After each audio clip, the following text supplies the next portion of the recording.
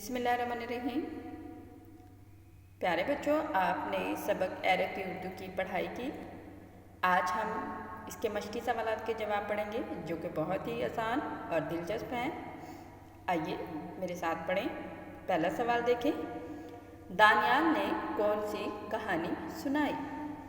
जवाब है इसका, दानियाल ने चच्चा छक्कन की कहानी सुनाई। अगला सवाल देखें। उर्दू के हरूफ़े तहज्जी की क्या तादाद है? जवाब है इसका, उर्दू के हरूफ़े तहज्जी की तादाद 38 है। अगला सवाल देखें। दानियाल के चचा क्या काम करते हैं?